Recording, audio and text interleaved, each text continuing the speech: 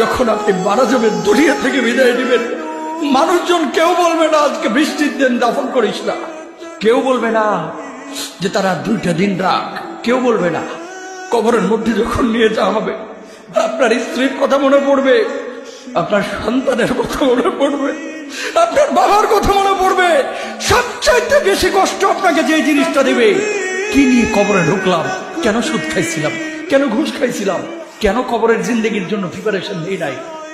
দুনিয়ার জিন্দেগিতে একটা মামলায় ফেসে গেলে সুপ্রিম কোর্টে যাওয়া যায়, উচ্চ আদালতে যাওয়া যায়।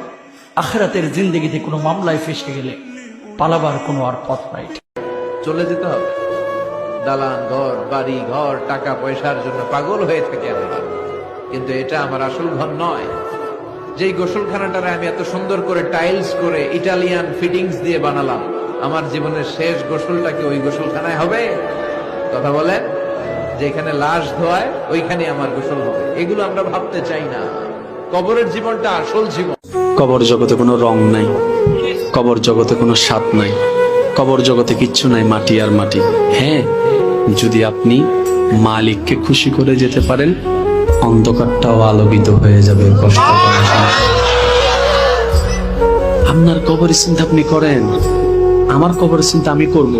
আপনি আমাকে বেশি থেকে বেশি উৎসাহ দিতে পারবেন, ভাইয়া কবরটা সাজাইলা, সারা জীবন শান্তিতে থাকতে পারবেন। এটা হচ্ছে মুসলমানের নিয়ম। বলেন, কবর প্রতিদিন ডাক দিয়ে বলে আনা বাইতুদ দুধ। প্রত্যেকের কবর প্রত্যেককে ডেকে বলে, ও আল্লাহর বান্দা, জানো আমি পোকামাকড়ের ঘর, পোকামাকড়ের ঘর। তুমি তো সেই বান্দা যে একটা মশা কানের পাশ দিয়ে উড়ে গেলে তোমার ঘুম বন্ধ হয়ে যায়, চোখ মিলে যায়। একটা মশার গুনগুন আওয়াজ সহ্য করতে পারো না। একবার কয়েল, একবার অ্যারোসোল, একবার মশারি, এরপরেও তুমি চাও যে একটা মশাও যেন আমার কানের কাছে গুনগুন না করে।